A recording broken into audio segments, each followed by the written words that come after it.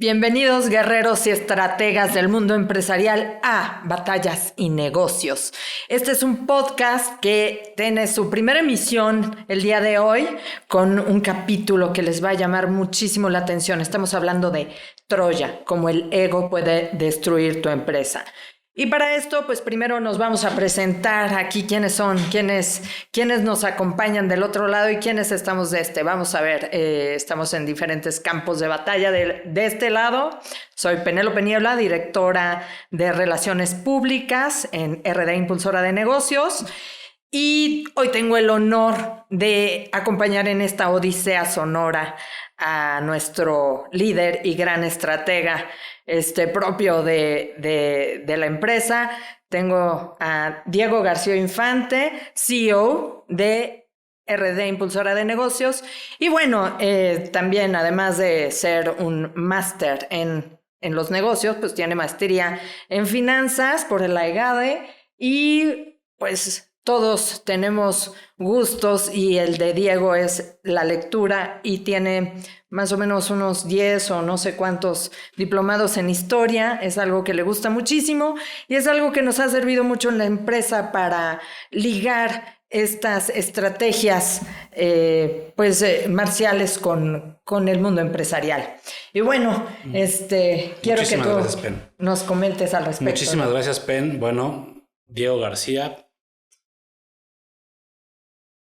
La pregunta surge siempre cuando tú piensas en qué tiene que ver la historia con los negocios, y mucho más de lo que muchísima gente cree, ¿no? Penélope y yo tenemos más de 14 años de conocernos y siempre hemos sido apasionados de la historia, y particularmente yo siempre he encontrado una similitud impresionante entre la historia y particularmente la parte bélica, las batallas, ¿no? Y los negocios. Pudiéramos decir que la guerra moderna son los negocios. Es decir, hoy la guerra ya no es tanto por territorio como lo es por dinero, ¿no? Entonces, para mí siempre el haber leído cómo han funcionado las batallas a lo largo de la historia, y te puedes ir a la antigua Grecia, a Persia, a las cruzadas, y hay N cantidad de batallas impresionantes que podemos estudiar, ¿no? Y las estrategias que se usaron para ganar, te vas a encontrar que hay una similitud impresionante con los negocios. Muchísimos de los grandes empresarios de este planeta utilizan la estrategia militar en los negocios. Podemos empezar por algo muy sencillo. La estructura típica que tenemos en una compañía, el famoso organigrama, en donde tú tienes pues al CEO, los directores de área, ¿no? Los supervisores, los gerentes y a toda la tropa, ¿verdad? Eso pues básicamente fue fusilado o fue copiado de la estructura de un ejército. En un ejército tienes pues a un general, un mariscal que está en el campo de batalla. Después vas a tener capitanes, mayores, los sargentos, que para mí siempre los sargentos han sido muy el símil de los gerentes, y la tropa. Es decir, es una pirámide en donde deberíamos de tener una meritocracia. Es decir, a mayores méritos, a mayores logros y cosas que tú logras como objetivos en la compañía, tienes que ir subiendo de nivel.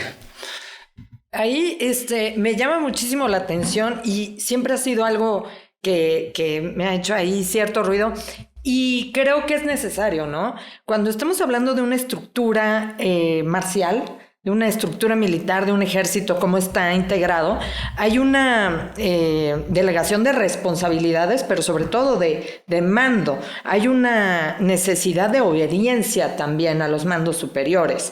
Es así como sucede también en una empresa. Por supuesto. Ahora vemos, ¿no?, empresas como de diferente calado, otros que es todo abierto, hay funciones, pero no hay responsabilidades muy delimitadas. ¿Qué piensas al respecto? Por supuesto, evidentemente las mentes más privilegiadas en la compañía deberían de estar en los puestos más altos, ¿no?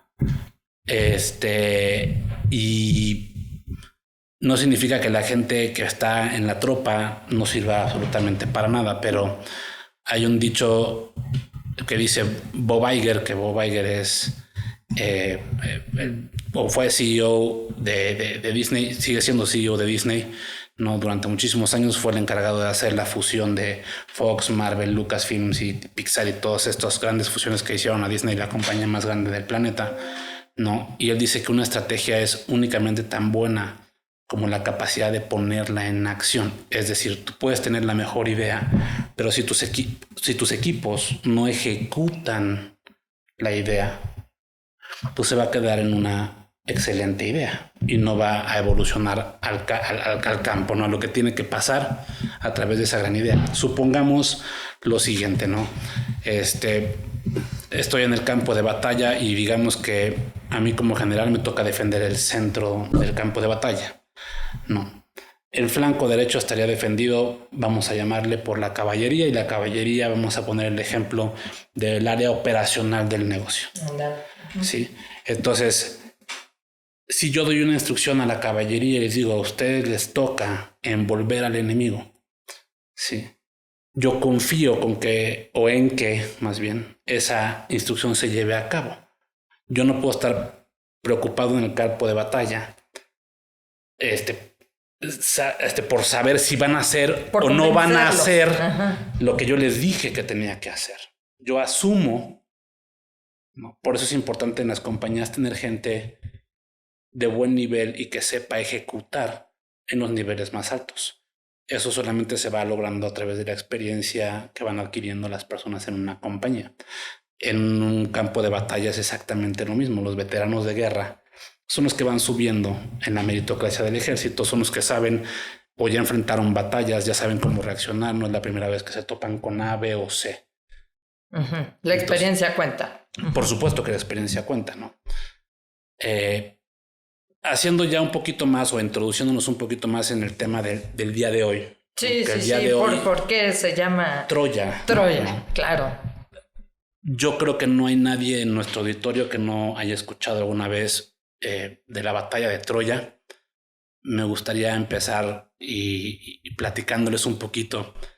Para mucha gente mito, para mí en lo personal y creo que para Penélope igual, pues es historia. Es la realidad. Sí, ¿no? Sí, es un hecho que introduciendo un poquito al auditorio, porque ya parece como que es algo que todos tenemos en mente, y como tú dijiste, todos hemos escuchado hablar de la batalla de Troya, pues muchas veces lo podemos, no lo sitúan en el tiempo.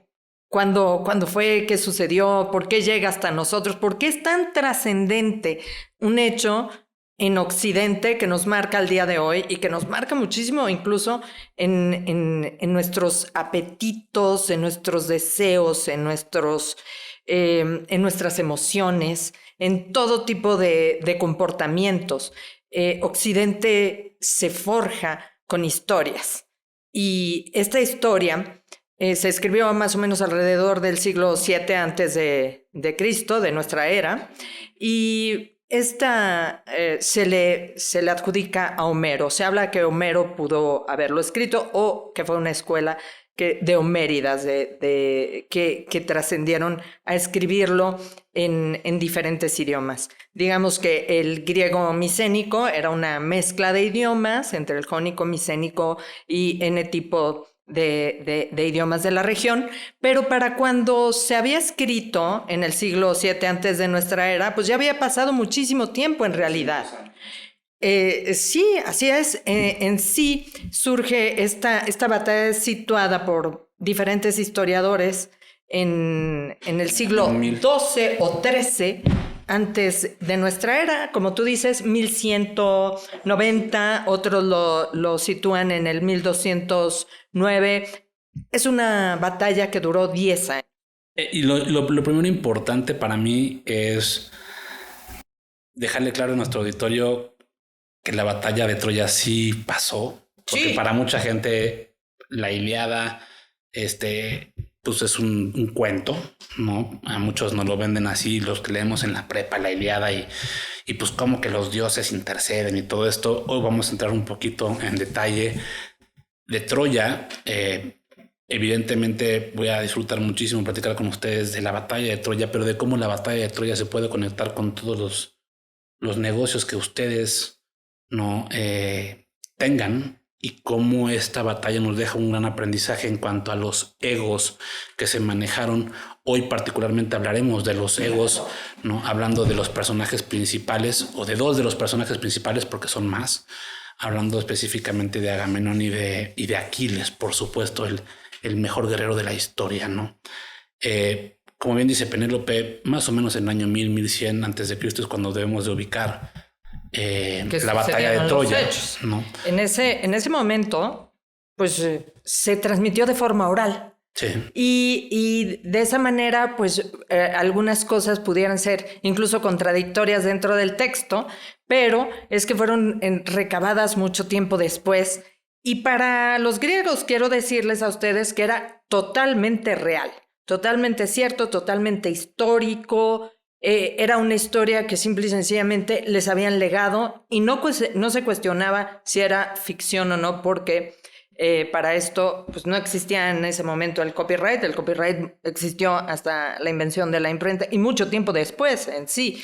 Como tal, pues es algo muy, muy reciente. En ese momento, pues cada quien le sumaba, le quitaba, le restaba, la contaba con sus nuevos pues detalles, ¿no? Como cuando cuentas una historia que te pasó y simple y sencillamente cuando la vuelves a contar la adornas más y luego ya es algo que ni te pasó realmente, ¿no? Ahora, eso era real para ellos. Dejó de ser real para la gente en el medievo. Ahí, en la época medieval, dijeron, esto pues es parte que nos llegó de los griegos, pero pues es ficción, es un mito porque el mito tiene pues mucha relación con cómo debemos portarnos. O sea, es aleccionador. Entonces habla de dioses, y habla de lecciones, y habla del deber ser. Entonces, pues se vuelve como algo, una historia que se relataba, pero para contar acerca de qué hacer y cómo ser. Fue hasta los tiempos, hasta el siglo XIX, que Heinrich Schliemann. fue exactamente Schliemann, ¿sí? Sí, Heinrich Schliemann es en 1800 altos, 70 sí, más o menos. Descubre lo que pudieran ser las ruinas de Troya, por supuesto, ¿no? Heinrich Schliemann crece, como muchos de nosotros y seguramente de nuestro auditorio, con la belleza de los cuentos de la Ilíada, de la Odisea, porque yo crecí con ellos y al final del cuento, para mí esos personajes fueron una influencia muy importante en la formación de mi carácter y de muchas cosas. Entonces, Heinrich Schliemann, con el sueño de descubrir esto, pues es una persona con muchísimo dinero, muchísimos recursos, viene de una familia muy poderosa. No, lo vuelve poderoso, pero él es un mismo ejemplo en sí de lo que se puede lograr. Hijo de un pastor, de un pastor de iglesia, no de un pastor de cabras, era de un pastor de iglesia, con muchos,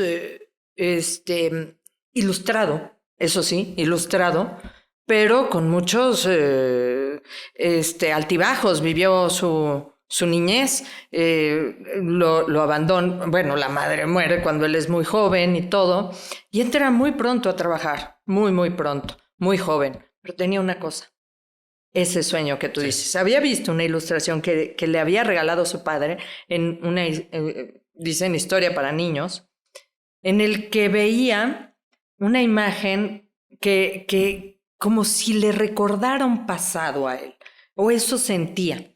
Entonces, en esa imagen había un hombre huyendo de la ciudad con su padre en la espalda y su hijo de la mano. Y atrás todo se incendiaba. Y era Eneas. Era el héroe Eneas huyendo del sitio de Troya. Uh-huh. Entonces, eso lo marcó, lo recordó y decía, bueno, algún día voy a aprender griego. Y así, lo primero que ganaba, lo dedicaba específicamente a aprender idiomas. El hombre a los 20 años hablaba como 7 idiomas, a los 24 como 30, hablaba, no sé, hablaba un montón de idiomas de uso común, pero también lenguas muertas, incluso el griego antiguo para poderla leer en su propio. Es correcto. Al final del cuento, los sueños guiaron siempre a Heinrich Schliemann. Descubre las ruinas de Troya y bueno, no, como dice Penélope en ese momento, recupera muchísima veracidad la batalla de Troya. Hasta ese momento. Ahora, me gustaría entrar un poquito en el tema de los personajes principales para ir entrando en sí en el tema. No, por supuesto que tendríamos que empezar por Agamenón, ¿verdad? Para muchos de ustedes, pues Aquiles sería el personaje más importante. Sin duda, nada de esta historia hubiera pasado si Agamenón no hubiera conquistado toda Grecia, ¿no? Básicamente, para los que no lo sepan, yo creo que la mayoría lo saben, ¿no? En aquella época Grecia no era el país, sino eran ciudades-estado, ¿no? Y entonces estamos hablando de los principios de lo que era la Liga griega, ¿no? Y tenemos entonces ciudades Esparta, y tenemos Olimpia, y tenemos Micenas, y tenemos Megara, y tenemos muchísimas ciudades, Atenas, por supuesto, ¿no? Que eran independientes y que cada una de ellas tenía sus ejércitos y sus propios reyes, ¿no? Agamenón, pues por supuesto que toma la decisión de unir a todos los griegos a base obviamente de la guerra. En ese punto es donde empezamos a comparar a Agamenón, desde mi punto de vista, con el dueño del negocio, ¿verdad? Entonces Agamenón es el que inicia todo. La ambición de un hombre que arrastra brutalmente ejércitos completos. No sobra destacar que el rey de Esparta, otro de las ciudades-estado más fuertes que existían en la época, Menelao, era su hermano, ¿no? Una vez conquistado prácticamente toda Grecia, ¿no? Por supuesto que Aquiles es un personaje que aparece en esta conquista. Sin Aquiles, esta conquista probablemente no hubiera sido posible. Sí, es impactante lo que sucede. La guerra, como decimos, dura 10 años y la historia nos cuenta los últimos 2 meses, 50 días del final de la guerra. Nos cuenta cómo va precisamente de lo que trata este programa, de ese ego. Habla de la cólera de Aquiles. Comienza precisamente el primer canto, hablando de canta odiosa la ira del pélida Aquiles. Y es que en ese momento, o sea, no nos están contando qué pasó antes, o sea, qué pasó 9 años antes ahí, porque nos sitúa directamente en el campo de batalla, donde Aquiles está enfurecido, está con una ira desbocada y luego hace mención a lo largo de estos cantos, que son 24 los que tiene la Ilíada, de diferentes pues momentos en la historia de la guerra, porque presume que la gente que lo escucha, que son los aedos, los que los van cantando y todo, ya toda la gente conoce la historia anterior. Pero a ti, lector que agarras de entrada, dices, bueno, ¿y Aquiles? ¿Por qué? Porque es el pélida Aquiles, ¿no? Es pélida porque es hijo de Peleo. Hijo de Peleo, que también tiene una historia increíble y maravillosa, llena de traiciones en las cuales siempre los dioses lo rescatan, lo corren bueno, lo exilian de diferentes ciudades. Él es originario, y hijo de Peleo, rey de Aegina, de la isla Egina. Tuve la fortuna de pararme en Egina, pero pues bueno, él vivió poco allí porque lo exiliaron, ¿no? Viene desde allá esa historia. Se forja una tragedia entre ese pélida, que es Peleo, y que su descendiente es Aquiles, porque termina ese Peleo casándose con una diosa. Y entonces allí es donde comienza todo, en las bodas de Peleo y Tetis. Tetis, la madre de Aquiles. Y la madre de Aquiles, pues bueno, ¿cómo es que se casa con Peleo? Porque ella cambiaba de forma, o sea, era agua, era fuego, era animal y todo, y Peleo la seduce, y la seduce de tal forma que la otra vuelve a su forma original y dice, pues sí, me caso contigo. Y ya se casan y tienen a Aquiles, pero Aquiles era mortal. Entonces, para volverlo inmortal y volverlo ese guerrero, lo sumerge en el río Estigia. Así es, lo sumerge, pero pues le dejó una parte vulnerable. Que bueno, básicamente si se lo quieren imaginar visualmente, muchas de las ilustraciones que muestran en este momento, pues evidentemente pues de dónde agarró su madre Aquiles cuando lo sumerge, pues del piecito, del talón. Entonces mete a todo Aquiles. Después no te cuentan todo el sufrimiento que pasó a Aquiles para llegar a ser lo que es. Pero centrándonos y regresando un poquito al tema, ¿no? Continuamos con los personajes principales. Insisto, tenemos a Agamenón, tenemos a Menelao. Agamenón, que también lo nombra en el primer, que dice el Atreo. Agamenón es de la casa de los Atridas, de Atreo.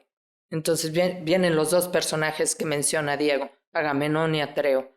Atreo viene de una historia terrible, en la que en algún momento, pues bueno, lo mueve la venganza, y de esa venganza con su hermano, su gemelo Tiestes, lo hace que se coma a sus hijos, porque en algún momento Tiestes le quiere robar el trono. Y entonces pues, le da de comer a sus hijos. Y Atreo, digo, se sufre la cólera de Zeus, nada más y nada menos. Que viene esa cólera a terminar en precisamente en la Ilíada y después de la Ilíada. Pero, pues bueno, regresándonos a dónde empieza todo, dónde comenzó el mal, en esa boda de Peleo y Tetis. Peleo y Tetis se casan, invitan a todos los dioses y luego no invitan a la diosa de la envidia. Y entonces, como no va la diosa de la envidia, dice, bueno, pues de mejores lugares me han corrido, ¿no? O sea, lleva una manzana dorada y la avienta al jardín de las Hespérides, que era donde será el venio, donde se estaba llevando a cabo la boda. Y la manzana decía, para la más bella. Entonces, pues ahí están entre las diosas arrebatándose. La manzana, yo soy la más bella, decía Gébedes, yo soy la más bella, decía Atenea, yo soy la más bella, decía Venus, ¿no? Y entonces, para sacarse eso, le dicen a un pastorcillo, que para esto, pues ahí andaba, pero pues no era cualquiera, era Paris, y le dicen, ¿cuál de las tres es la más bella? Y el otro, bien colmilludo, dijo, pues a ver, ¿qué me ofrece cada una? Pues una le ofrece la inteligencia, el otro le ofrece las armas, pero la otra, Venus, le dice, yo te ofrezco el amor de la mujer más bella. Pero la maldad ante todo. La mujer más bella estaba casada. Entonces, bueno. Y ahí empieza el mal. Continuamos con los personajes principales. Vamos a intentar ir conectando un poquito con el tema de las empresas, ¿no? Entonces, tenemos a Agamenón, tenemos a Menelao, tenemos...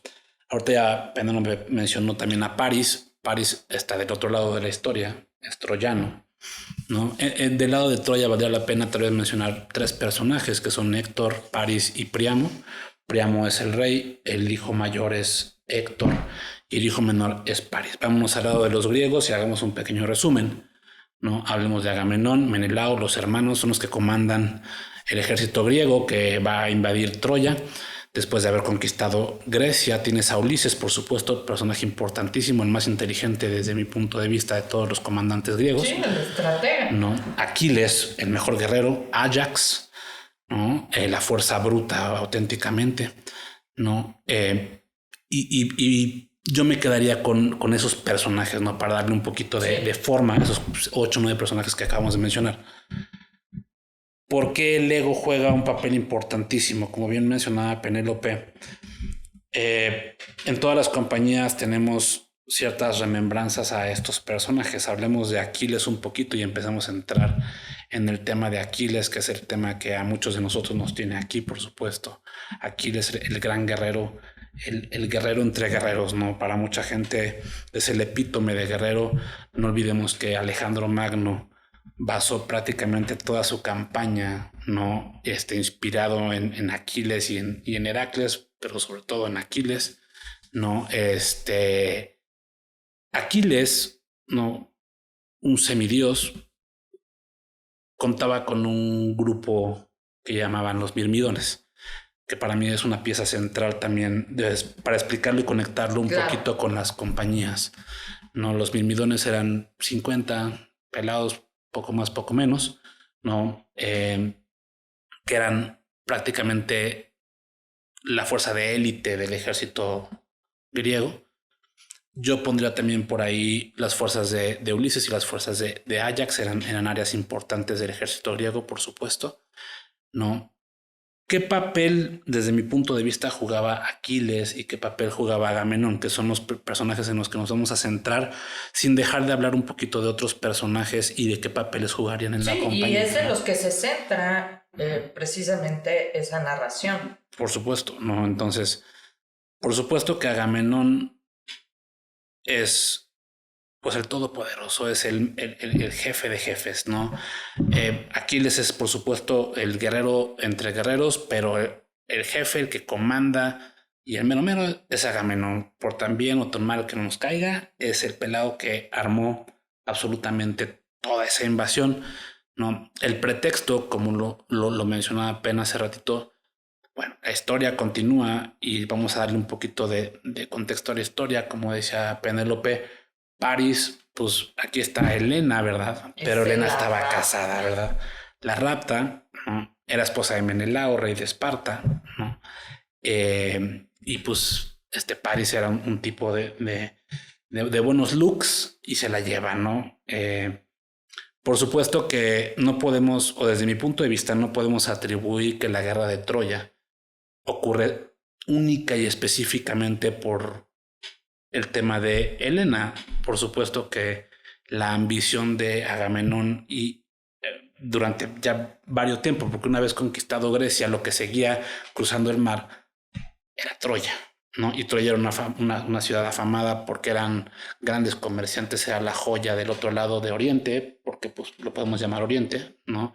Si pensamos que en Occidente era Grecia, el Oriente era Troya, donde actualmente es Turquía, ¿no? Y pues había un tema de ego, por supuesto, de Agamenón, entrando un poquito en el tema del día de hoy, que es Troya nunca ha sido conquistada. Las murallas de Troya son inexpugnables, ¿no? Y entonces eso es lo que sentimos muchos de los empresarios cuando arrancamos un negocio, que voy a hacer algo que poca gente se ha atrevido a hacer. Sí, realmente se tiene esa personalidad. Creo que avisorarse en un terreno en el que pues hay que hacerlo todo, hay que hacer la ciudad, los cimientos, las murallas, es hacer toda la empresa y convocar a que los demás te sigan en ese sueño, pues no lo hace cualquiera. Creo que no es simple y sencillamente ir a constituir una empresa ante un notario. Se trata de llevar a cabo un sueño en el que participen muchos, en el que todos participen con la misma pasión y todos vean esa misma meta que ve el otro, cuando no hay aún ni siquiera un muro construido. Entonces, es importantísimo, bueno, una vez que hablamos de la toma o de una batalla, ¿no? El mérito también es de las tropas. Entonces hablamos o quisiera llegar al tema del reconocimiento, que creo que fue una de las claves en negativo para Agamenón, el hecho de el endiosarse tanto y decir casi aquí todo sucede porque yo soy el mero mero, ¿verdad?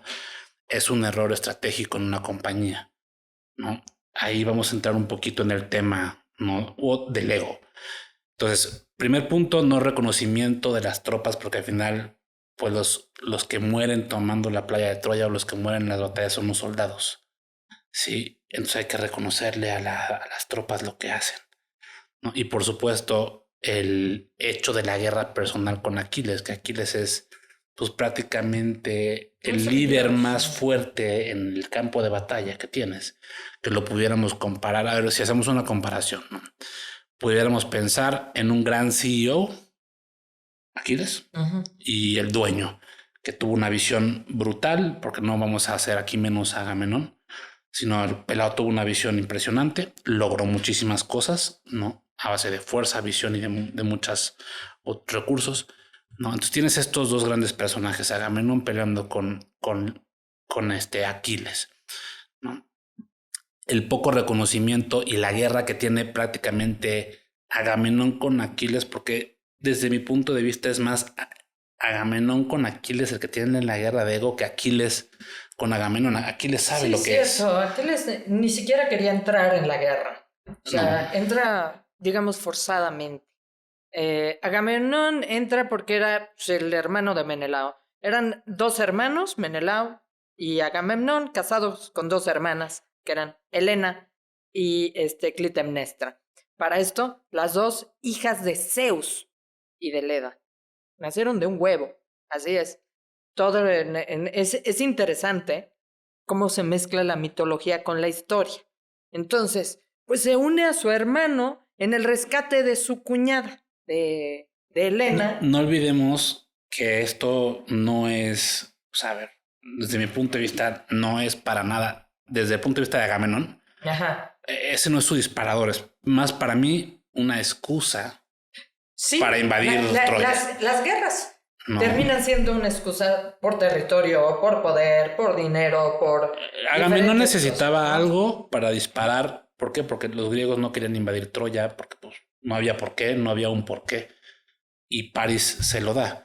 Pero a ver, volvamos al tema del reconocimiento de las tropas, ¿no? El reconocimiento de las tropas, la guerra que tenía Agamenón, y como tú decías, Aquiles no tiene ninguna guerra, desde mi punto de vista, con Agamenón, más bien es Agamenón con Aquiles. El reconocimiento tan fuerte de las tropas hacia Aquiles le molesta a Agamenón porque le quita parte de su...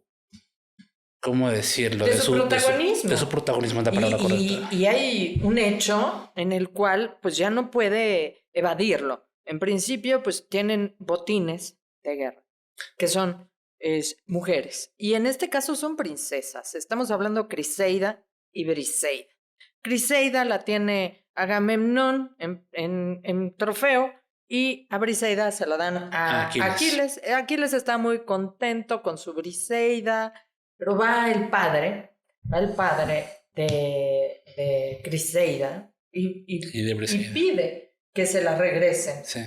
que le entregue a su hija Agamemnón. Entonces, al perder a su Criseida, Agamemnón se le hace muy fácil tomar a Briseida. Y entonces le quita el botín, el premio a Aquiles y se lleva a Briseida. Aquí déjame... Es el que encoleriza. Exactamente. Y aquí déjenme conectarlo con las compañías, porque aquí es donde realmente se conecta con el tema de las compañías. ¿No? Una vez más, el reconocimiento. No, el dejar el premio a 3 puntos suspensivos. No olvidar nunca como empresarios cuál es su objetivo. El objetivo de Agamenón no era ni ser reconocido, ni tener un gran botín de guerra, sino era tomar Troya. Ni tomar a Briseida. No, tomar Troya era el objetivo principal. Lo perdió de vista Agamenón en esta guerra con Aquiles. Y para tomar Troya necesitas a Aquiles. ¿Por qué? Aquí es donde aparece otro personaje importantísimo. Del otro lado, defendiendo la gloriosa ciudad de Troya, tenemos a uno de los mejores guerreros también que ha visto la historia, Héctor de Troya, ¿no? El príncipe Héctor, que es hijo del rey Príamo, el hijo primogénito de Príamo, sí. ¿No? El defensor de Troya, el líder de la guardia polónica, ¿no? Y para muchos estudiosos de la historia y particularmente de la Ilíada, ¿no? El epítome de lo que es un caballero, ¿no? Luchando por defender su ciudad, luchando por las familias de su ciudad, algo mucho más noble la guerra que tenía Aquiles. Bien importante eso que tú mencionas, fíjate, Diego, porque cuando se mezclan dioses y humanos, Mortales. lo que dioses inmortales, sí, lo que vemos en estas historias es que el destino de los mortales es el sufrimiento y la muerte.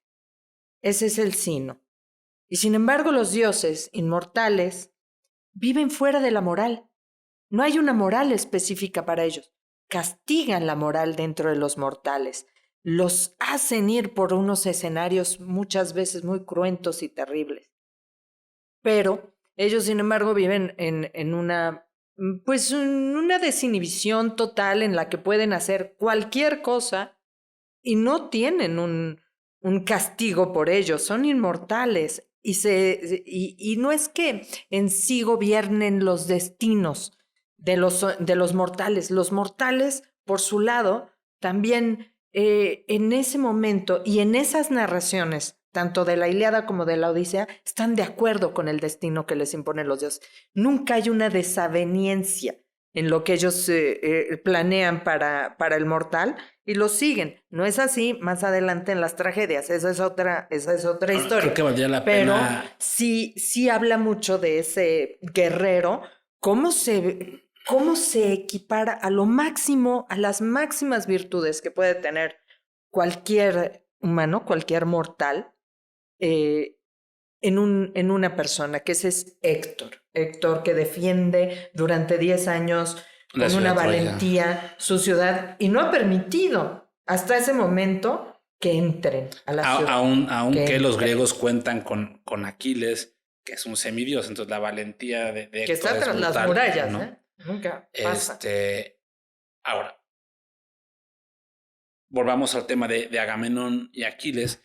Entonces, Héctor pudiera representar este otro CEO en la compañía que fuera tu competencia, que también es un fregonazo, es un cuate que sabe mover sus tropas, ¿no? Entonces, si tú eres el dueño de tu negocio y tienes como CEO a un pelado que es una fiera, ¿no? Hay que respetarlo, hay que apoyarlo, hay que estar con él y no jugar esta guerra de egos.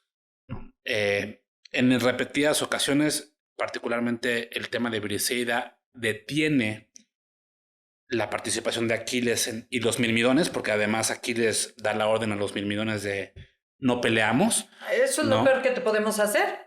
No peleamos. Nada. Entonces, no vamos a pelear. No cuentes los con griegos nosotros. pierden a su unidad más fuerte, lo cual permite que Héctor pues les gane bastantes 2-3 batallas, ¿no? Inclusive en alguna de estas batallas, que una vez más ahí juega el destino, ¿no? Volviendo un poquito a la historia, se me fue el nombre ahorita del nombre del primo de Aquiles. Estamos hablando de Patroclo.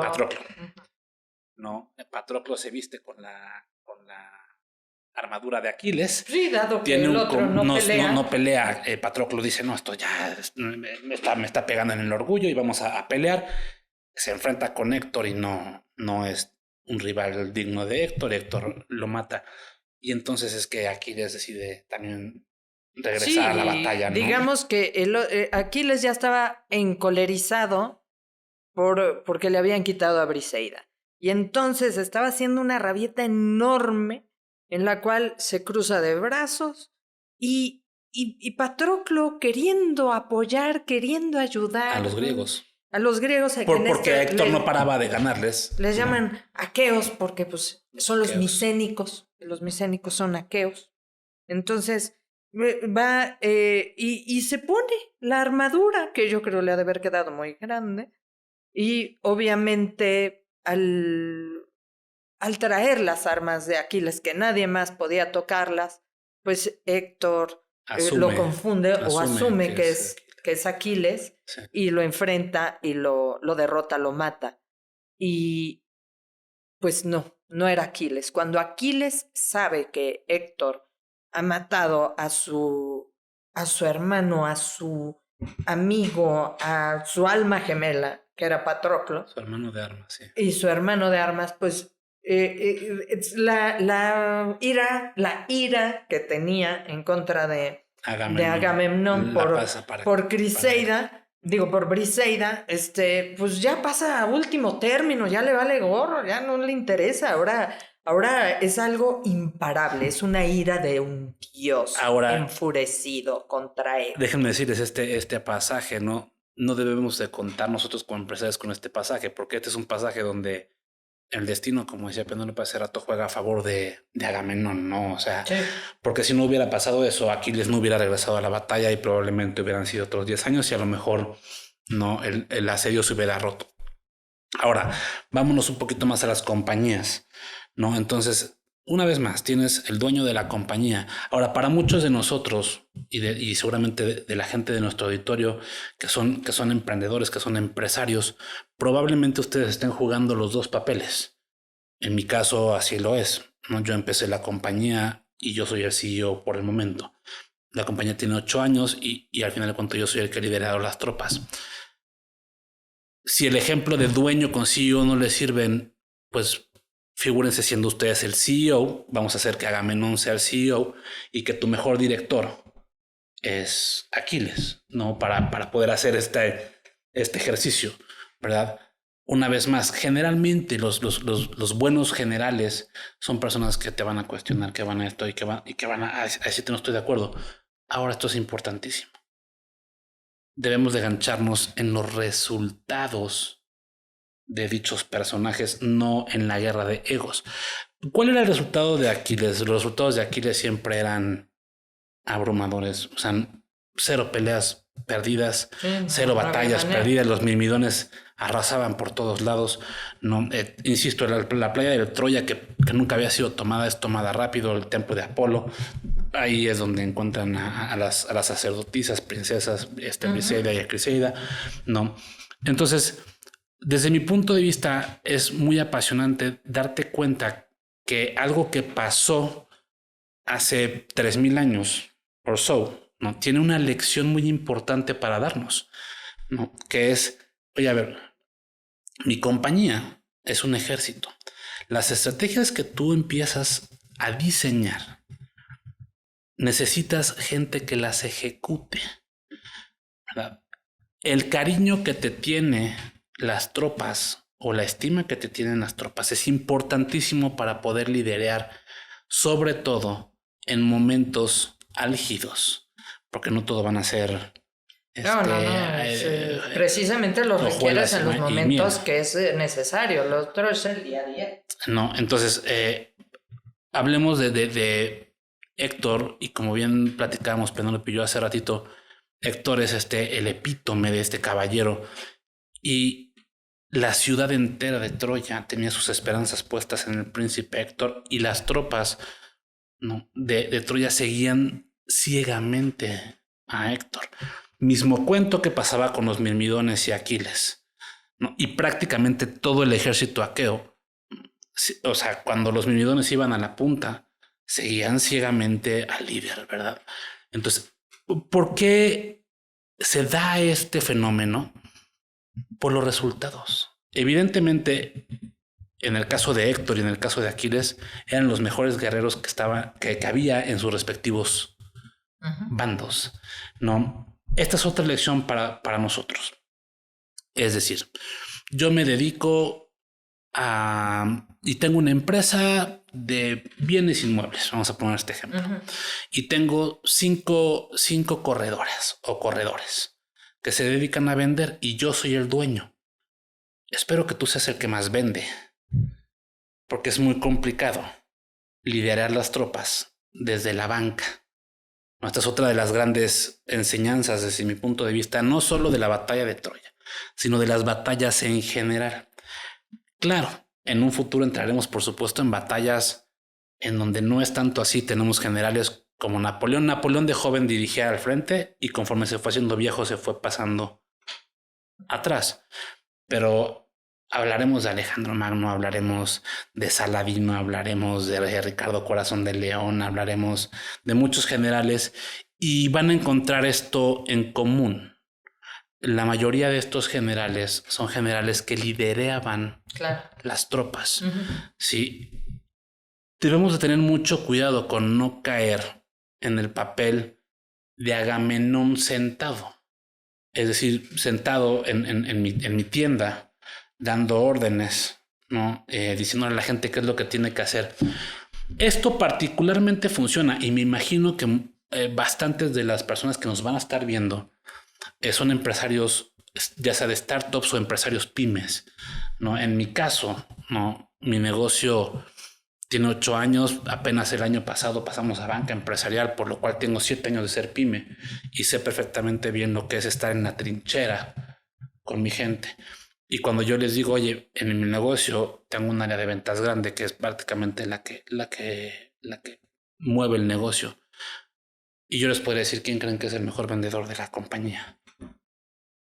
Sí, realmente sí, es muy común que el director comercial tenga una rivalidad muchas veces con el CEO o el CEO asuma el rol también de dirección comercial. Sobre todo en las pymes. Sobre todo en las pymes. Que se lleva mucho. Sí. Vender es todo un arte, es un gusto, pero sobre todo la gente no compra cosas. Compra ideas, compra lo que el otro se vende. Eso es bien interesante, eso es muy padre. Ahora, cargarte muchísimo a la parte, insisto, Pen, de resultados. Es decir, ¿por qué el ejército griego seguía a Aquiles de manera tan ciega? Pues porque Aquiles no tenía ni una batalla perdida, ¿no? Aquiles había ganado y ganado y ganado, y cada vez que Aquiles se paraba en el campo de batalla, pues el ejército griego o aqueo pues ganaba la batalla.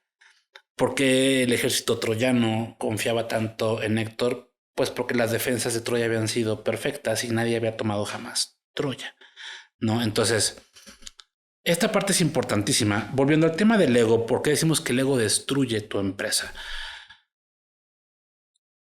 Al principio mencionaba Penélope, 10 años de asedio. ¿10?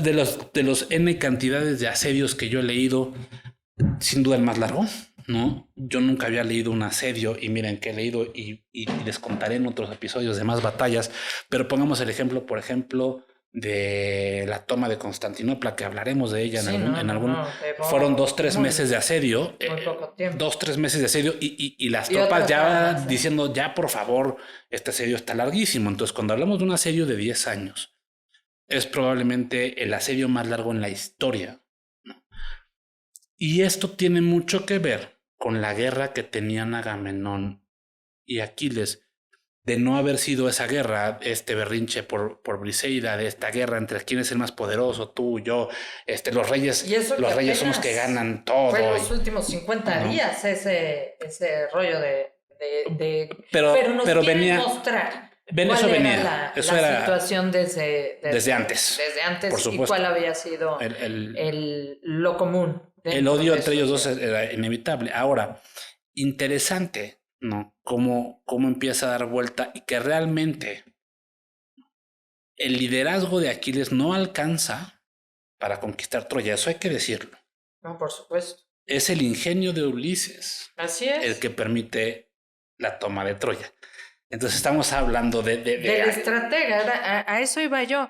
Fíjate que muchas veces cuando hablas de ser el más arrojado y todo, por eso se requieren diferentes perfiles en cada puesto, ¿no? No es lo mismo el que está a cargo del compliance de una empresa, el que está a cargo de las ventas, finanzas, recursos humanos. Definitivamente son personalidades muy diferentes y se espera que algunos sean extremadamente calmados, ecuánimes, estrategas, que sería el área de finanzas, pero por otro lado también se requiere que sean muy arrojados y que busquen muchas formas de encontrar el área comercial. Pues nuevas formas de vender y todo, que es el área comercial, el área de marketing. Entonces se requieren diferentes formas de comunicarse, diferentes formas de ver la vida y de ser, no nada más, o sea, de tener distintos caracteres. En este caso yo creo en el de un CEO, el carácter pues necesariamente tiene que ser un carácter bastante fuerte. Sí. Un carácter que sea contundente, pero al mismo tiempo que escuche, al mismo tiempo no tiene todas las respuestas. Aquí no existen infalibles, no existen dioses, existen simple y sencillamente egos que no se dejan abrir muchas veces para escuchar otras opiniones. Y en el caso de escuchar estrategas, es la única forma. Y ahí tenemos que decir, Ulises, que es el que se le ocurre comienza la idea del caballo de Troya. la guerra y nos dice cómo es que hay que echar a andar las naves.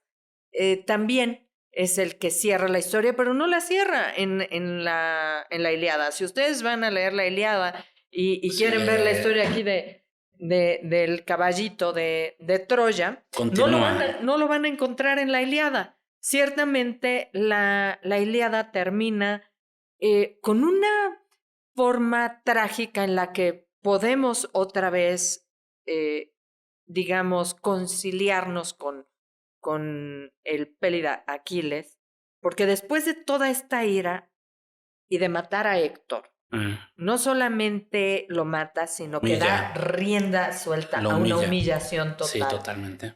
Y lo empieza a arrastrar con el carro. Empieza a arrastrar el cuerpo de Héctor con un carro alrededor de las murallas de Troya. No entra a Troya. Y lo empieza hasta que, Dios mío, pues lo pienso y te lo juro que me duele. Es una historia que solo de imaginarlo se me quiebra la voz. Pero lo ve destrozado su padre. Sí. Y va y le pide que le entregue el cuerpo. Sí. Y Aquiles para su ira. La detiene, la contiene y le entrega el cuerpo. Sí, yo mejor me callo. Porque sí, a ver, es un tema, me conmueve muchísimo. Bueno, para todos aquellos que son padres debe ser terrible imaginarse simplemente el hecho de ver a tu hijo de esa manera. Pero es la forma de conciliarlos a todos con Aquiles cuando le entrega el cuerpo, porque él mismo dice, se siente conmovido por Príamo. Sí, y por la valentía de Príamo, que Príamo de alguna manera llega al campamento griego. Y habla de los valores. Entonces, a ver, haciendo un poquito un wrap-up, ¿no? Me gustaría muchísimo entrar en el tema de los egos, que ya tenemos claro por qué el ego puede destruir compañías. El hecho de que Agamenón nunca se haya puesto de acuerdo con Aquiles hizo que el asedio de Troya durara 10 años, ¿no? Y por último, ¿no? Por supuesto que Aquiles muere en Troya, no sobrevive, cosa que su madre le dice desde que era una profecía, ¿no? Vas a morir en Troya, pero vas a vivir eternamente, lo cual fue muy cierto porque 3000 años después seguimos hablando de Aquiles. Y qué importante ese punto de que Aquiles jamás pensó que una vida larga era lo que pudiera ser, y eso que era inmortal, lo que valiera, sino una vida que trascienda. Un legado. Dejar un legado. Que fuera corta, pero que nunca se arredró. Siempre fue súper valiente, súper aventado. Y bueno, nos da también esas lecciones. Ahora, y para mí, también la lección al final tiene otro pushecito final que me gustaría dejarlo aquí antes de que habláramos ya del cierre. Para los que no lo sepan, ¿no? Mencionaba hace rato Penélope a Eneas y uno de los libros de Virgilio, la Eneida, ¿no? Eneas en el mito es el primer romano, ¿no? Sí. Los descendientes de Eneas, Troyan, ¿no? Van a crear el pueblo romano, pueblo que termina aplastando la cultura griega durante un rato, ¿no? Sino es que para siempre, porque Roma toma... Lo ve todo y la asimila, la hace suya. Y me lo quedo. Dioses. Y los griegos vienen en picada. Entonces, esa última lección es muy interesante, ¿no? No creas que es la última vez que sabes de tu enemigo. No aplastes al enemigo además nunca. Para mí esa es una lección de humildad, si lo quieres llamar de alguna manera, Pen. O sea... Pues es que toda la vida es un péndulo, ¿no? O sea... Todo va y viene. Todo va y viene y tú debes entender que una situación muy favorable, pues lo único que es constante es el cambio, ¿no? Puedes Hoy estás arriba y subir, mañana estarás abajo. pero cuando estás arriba tienes que tomar todo lo que se pueda porque hay momentos en los que te va a hacer falta, eso sí, no humillar también creo que es una de las lecciones que se aprenden, pero ahorita que tú mencionabas de Eneas es precisamente donde se narra el fin de la guerra de Troya, ¿no? Y bueno, sin más, decirles que, bueno, para mí fue un placer haber estado aquí. Esto es un proyecto que nos ilusiona muchísimo, la conexión de la historia y las batallas antiguas con los negocios modernos y las estrategias llevadas a cabo en nuestro día a día. Desde mi punto de vista es un tema apasionante. Espero que a muchos de ustedes les haya servido y les sirva verse a sí mismos y a sí mismas como comandantes de batalla, porque al final del cuento todos los empresarios somos unos comandantes. Tienes tropas a tu cargo, tienes estrategias que ejecutar, tienes retos y objetivos que cumplir, y de eso depende la supervivencia de todos nuestros negocios. Sin más, fui Diego García, fue un placer estar con ustedes. Buenas tardes, buenos días o buenas noches, lo que nos toque decirles. Pen. Pues bueno, la verdad es que nos encanta la idea de haberlos dejado reflexionando sobre el tema y que esta es el conocimiento, ya sabemos, lo que no conocemos estamos condenados a repetir esos mismos errores. Creo que al contrario, todas estas armas que se usaban en el pasado ahora pueden ser esas armas que tengamos en nuestras nuevas estrategias y cómo hacer las cosas de una mejor manera. Los dejamos reflexionando y ya saben, nos pueden escribir, nos pueden mandar mensajes, pueden pedirnos algún tema, alguna batalla, pueden batallar con nosotros. Para eso vamos a seguir aquí. Es un gusto, muchas gracias, Diego. Pues a nuestro líder le agradezco mucho. Nos vemos en la próxima. Y nos vemos pronto.